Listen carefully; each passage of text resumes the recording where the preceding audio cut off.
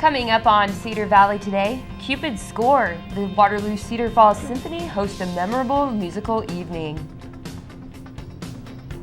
Tell an often untold story about the Cedar Valley. And Beginnings, a new Cedar Falls exhibit showcases how the city got its start. An Iowa Rock and Roll Hall of Fame soon-to-be inductee, Mick Stable, will perform live in the studio later on in the show.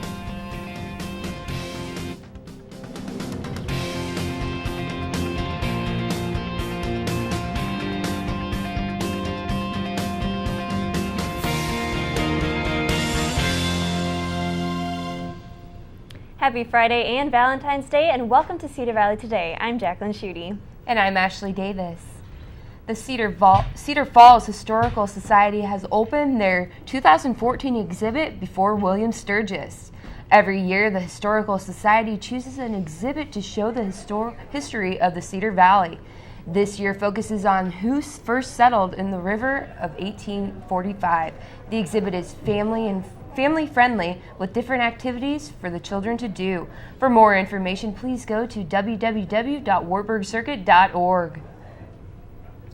They're an important family and figure in our history, but we don't often acknowledge or talk about the fact that there were many people living in this area before settlement. So this is a great opportunity for us to tell an often untold story about the Cedar Valley. Waterloo East High School turned to the community to put some soul into their concert this past Thursday. Elizabeth Jewett tells us more. Waterloo East High Women of Tomorrow held their third annual Divine Divas of the Soul concert this Thursday evening. The program consisted of performances by influential women in the community involved in different areas of art. The Women of Tomorrow is a mentoring program focusing on empowering, inspiring, and motivating women of color to live up to their full potential. Students worked behind the scenes and presented awards to each performer, thanking them for their services in the community. We do a lot of empowering ourselves and empowering how can we empower our school, be leaders in our community to anyone. The Women of Tomorrow mentoring program also offers scholarship opportunities and continues to inspire young women to further their education. Reporting for Cedar Valley Today, I'm Elizabeth Jewett. If you're looking for somewhere to take your sweetheart tonight, the Waterloo Cedar Falls Symphony is throwing its first ever Valentine's Day party, and it's called Cupid's Score. Waterloo Cedar Falls Symphony Development Coordinator Shelley Hartman joins us now on the phone to tell us more about this event. How are you doing, Hello. Shelley? Hi. I'm good. How are you? Doing good, thank you. So, Can you first kind of explain this event in a little more detail for us? Sure. Every year we try to hold a big fundraiser for the symphony. The last 6 years we've had a Red Hot main event. We decided we wanted to try and switch things up a bit and move our event into the winter season. And we thought we'd have something around Valentine's Day. A lot of people like to celebrate Valentine's Day, so we figured why not throw a little dinner and auction and dance all together into one and have everything support the symphony. So this is the first one ever. We're getting ready for it today, and we're really excited. Can you talk about the musical selections you'll be playing tonight? Yes, actually, it won't be the symphony performing. We actually have hired in a band, giving the symphony players a little bit of a break, but still all supporting the symphony. It's going to be the Ed East Latin Jazz Quartet, so it's going to be kind of some spicy sounds and jazz music to get people up and dancing on the dance floor. Great, and so do people need to make reservations ahead of time? Yes, we do have some spots left. They're going kind of fast, but if people want, they can go ahead and give us a call to our office today and place an order for tickets for the event tonight. So I don't know if you want me to give you the phone number. Yeah, that'd be great. Okay, the phone number is 319-273-3373. Tickets are $60 per person. It includes the dinner, either a pork loin or a salmon dinner, as well as 2 free drink tickets. And you briefly tell us just a little bit more about the Ed East Latin Jazz Quartet? Yeah, they're a popular group within the community, and we try and reach out into the community as much as we can. So they're going to be coming and performing for about 3 hours of the evening. So quite a bit of music will be happening. They'll be playing some spicy sounds of jazz for us tonight. All right, thank you so much for talking with us today, Shelley, and have a happy Valentine's Day. Thanks, same to you. Thank you. And Cupid's Score will take place tonight at the Hilton Garden Inn in Cedar Falls. It will begin at 6:30 with appetizers and cocktails, followed by a seated dinner at 7:30 and a live silent auction to begin at 8:30. And Jesse Kielman joins us now for a first look at today's forecast. Thank you very much, Jackie. Well, you might not be totally feeling the love today. Current weather forecast is about 7 degrees right now. It's going to climb to about 15 degrees over the noon hour before cooling back down to 12 degrees for your evening commute. But tomorrow, we're seeing some snow in the air. 2 to 4 inches tomorrow, about 20 degrees. Sunday, we're going to see that heat back up, though, 26 degrees and partly sunny. So it's going to be a really nice Sunday. And looking into next week, we got a wintry mix on Monday. And Tuesday and Wednesday, we're seeing that climb to about 40 degrees. So good things are on the horizon. Getting warmer and warmer every time. Yeah, absolutely. If you're not feeling the love today, you just got to wait till next week. It's going to be really nice. I can't wait till then. And also on the forecast for today is Valentine's Day. For many Americans, it means breaking out their wallet. The average person spends about $130 to celebrate. The country spends a total of $18.6 billion, and Americans spend about $2 billion of that just on candy. 51% of people buy red roses. So, have a happy Valentine's Day. And coming up next on Cedar Valley Today in 2 minutes, a Nashua woman makes history in the Iowa National Guard. And what national stories you need to know in today's Top 5. Stay with us. Welcome back. The two biggest cable companies are getting married in a deal worth about $45 billion. Comcast plans to buy Time Warner Cable. An official announcement came yesterday morning. If approved, the merge will combine the two biggest cable companies in the U.S. and could take effect by the end of the year. And Kentucky Senator Rand Paul plans to sue President Barack Obama and top officials in the National Security Agency over the surveillance program.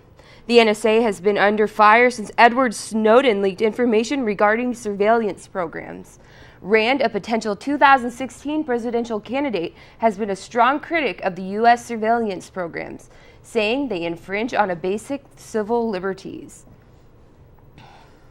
Former New Orleans Mayor Ray Nugent has been found guilty of federal corruption charges. The U.S. Attorney's Office says a jury convicted him Wednesday of all but one of the 21 charges against him. Prosecutors accused him of taking more than $200,000 in bribes, while his family members allegedly received free travel to vacation spots and cell phone service. Snow and ice moved in quickly in North Carolina, leaving many folks trapped in gridlock traffic for hours on Wednesday. Some people abandoned their vehicles because they were tired of waiting. Now some folks in Durham are returning to their cars. The winter storm also knocked out power to thousands upon thousands of people in the state. And General Motors is recalling about 780,000 vehicles due to faulty ignition switches that can cause the engine to shut off unexpectedly. GM says Chevrolet Cobalt and Pontiac G5 cars are made between 2005 and 2007 are being recalled in the U.S., Canada, and Mexico to replace the switches. The switch defect can also shut off the electrical components in the car that activate the airbags. This has been your Cedar Valley Today Top 5. Back to you, Jackie.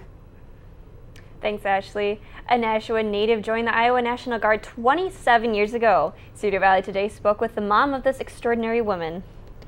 Rachel Fales is now the first female National Guard officer in the state of Iowa. She earned the position in part because of 2 overseas deployments. She's worked so hard for so many years. Every time there was a chance of another advancement in her rank or anything, she went to school right away. Rachel is now stationed at Camp Dodge in Des Moines. She currently holds the position of Command Sergeant Major for the Iowa National Guard. Some Some of her personal responsibilities include overseeing deployments and VAs, but the National Guard is responsible for many duties around Iowa. Any kind of a, deal where you have floods or fires or anything like that, the National Guard goes. Now, the National Guard serves both the state and federal governments, but its main focus is protecting Iowa. Back to you, Jacqueline. Thanks, Nicole, and congratulations to Rachel. Yep. Later on in the show, find out when and where the Wartburg wrestling team will try for their 22nd consecutive Iowa Conference Championship. And stay tuned for a look at your full forecast. We'll be right back. Good morning and welcome back to Cedar Valley Today.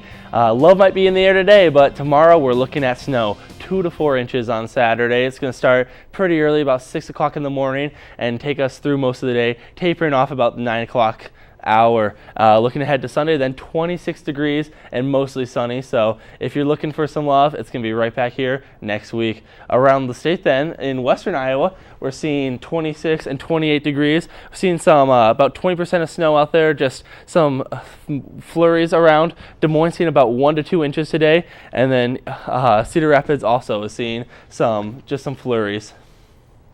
Around the nation, New York and Washington, D.C. are both seeing some wintry mixes, and Seattle is seeing some rain as well. Looking ahead to our 5-day then, on Monday we're going to see some wintry mix, just some snow, sleet, rain, kind of everything you can imagine all throughout the day. And then heading into next week, 38 and 40 degrees, so it's going to be heating up here in the Cedar Valley. And now we'll be right back with sports. Welcome back to Cedar Valley Today. I'm Seth Nutting. The women were looking to bounce back from a 5-game losing streak on Wednesday against a hot Simpson team who had won 9 of their last 10 conference games to date. Morgan Mauro would dial up from long range, hitting the 3 for the Storm. Then Whitney Van Wyck would follow suit, cashing in the 3 for Simpson. They would score 14 points in the first 5 minutes of the game, taking an early 14-8 advantage. Kaylee Cladeville would answer right back for the Knights, stealing her defender, getting the easy bucket. Wartburg would go on a 19-1 run in the first half as Alyssa Sager helps the cause, knocking in a 3. Right before halftime, Bobby Burrows drives the lane, getting the tough shot to fall. Simpson made a run of their own at the end of the first and into the second half, outscoring Wartburg 33-7 at that mark. Brittany Hedrick was a big contributor, knocking down 2 of her team's 9 3-pointers on the game. Chelsea Wedeking stepped up for the Knights down the stretch, though, cashing in 2 3-pointers. She would end up with the career-best 20 points for the Knights, but it would not be enough as Morgan Terpstra and the Storm would hang on by the final of 75-67. The men's team came into Levick Arena without their 3 top scorers in the starting lineup. With their backs to the wall, the Storm would respond. A win for Wartburg would put them in a tie for 3rd place with a Luther loss. A win for Simpson would give them 4 wins for the year. Tyler Anderson started the scoring for the Storm, getting the offhanded layup to fall. Filling in for the suspended Chad Guchin, Rider freshman DJ Daphne gets the left-handed layup to fall. Then converts on a nice assist from Anderson. He would finish the game with a career-high 17 points.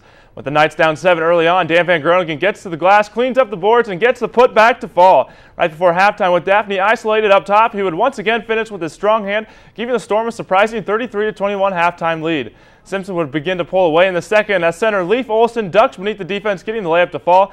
Freshman Nick Weber would do his best to get the Knights back into it, putting on a jump shot clinic midway through the second half. He would finish with a team-high 15 points. With the Wartburg down 12 with under 5 minutes to play, the Knights would make a run, getting a steal and score by Jordan Cannon. And after another steal off the falling inbounds pass, senior Thomas Perkins would get a fortuitous bounce off the glass, cutting the lead to 7. The Storm would hit their free throws late, sealing the victory by a final score of 68-61. The Knights will host Luther tomorrow afternoon in their final home contest of the regular season. Tonight marks the first time in more than 2 decades the Wartburg Knights wrestling team will be in a conference tournament championship or duel without head coach Jim Miller on the sidelines. The Knights have won the last 21 consecutive IIAC conference championships, all of which have been under Miller. Tonight they will look to make that number 22 with first-year head coach Eric Keller now under the reins. The number 1 ranked Knights enter the Iowa Conference Championship against 11th ranked Coe College with a 16-0 record on the year, and will showcase a lineup featuring 9 currently ranked wrestlers. Start time is at 7:05 in Levick Arena. You can follow the action live on Night Vision or on KCRG 9.2. Baseball begins in just over a week for the Wartburg Knights. After sweeping both the Iowa Conference regular season and conference tournament last season before falling in the Midwest Regional, the Knights are looking to repeat once again in the Iowa Conference. Wartburg received the #1 ranking in the Collegiate Baseball newspaper's Division III Top 30 preseason poll, and senior Ryan Powers was named a second-team All-American by D3Baseball.com. The Knights will start the season against Rhodes College in Memphis, Tennessee on February 22nd. For more information on the Knights baseball team and results from tonight's conference championship, visit the Wartburg Circuit. We'll be back in 2 minutes.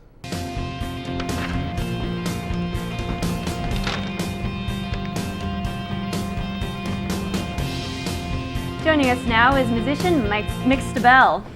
He's going to be inducted into the Iowa Rock and Roll Hall of Fame later this summer.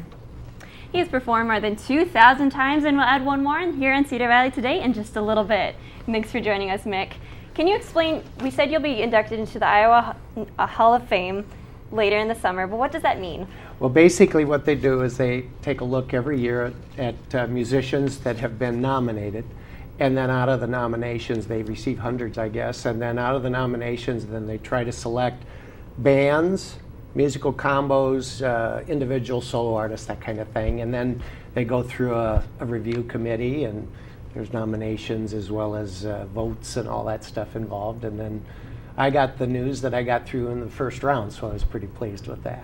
So how did that news make you feel? Well, it was very exciting because I've been doing it for so long, and it's not something you think about, but it's nice to know that your name's going to be etched in memory for years and years to come. And I've been from a musical family, and my kids play music, and so it's one of those things that I think will maybe get the grandkids even involved with music too as time goes on.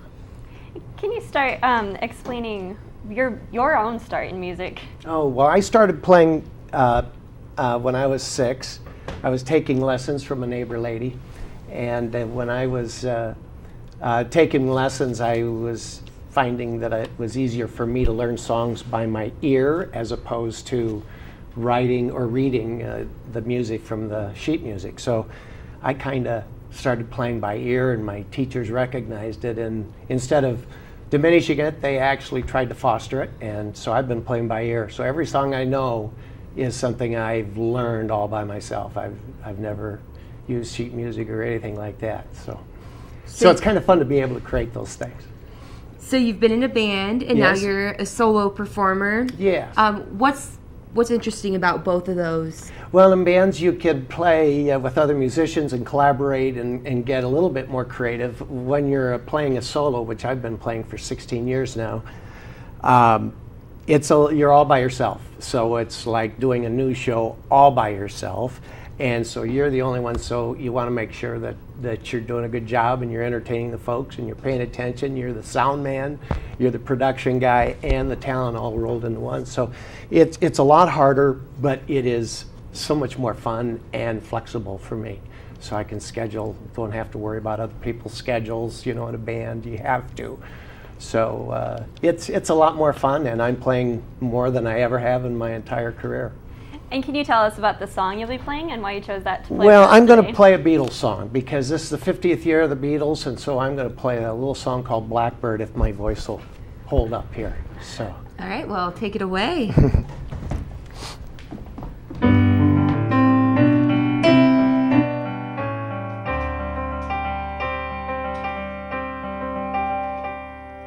Blackbird singing in the dead of night.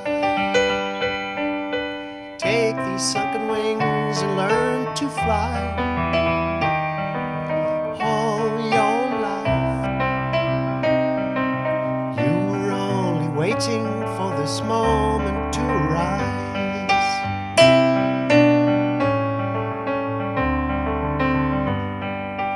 Blackbird singing in the dead of night. Take these sunken eyes and learn to see. All your life, you were only waiting for this moment to be free. Blackbirds fly. Blackbird fly into the night of the dark black night.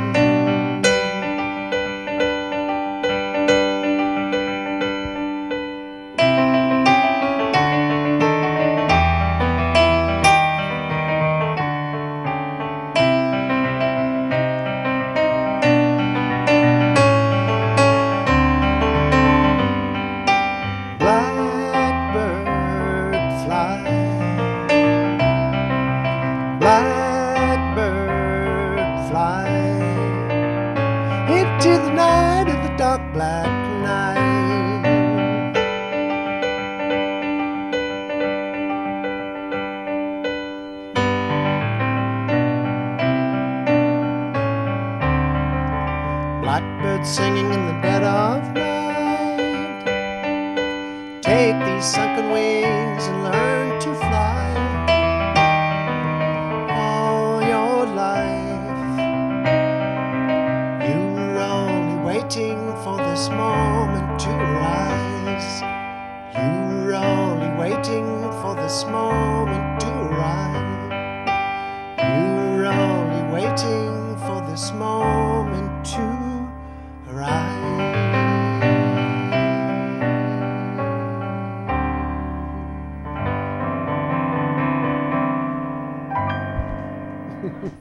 Great job. Thank you. Could you play us maybe just one more song to take us to the end of the show? I would be happy to. All right, thank you. And thank you for watching Cedar Valley Today.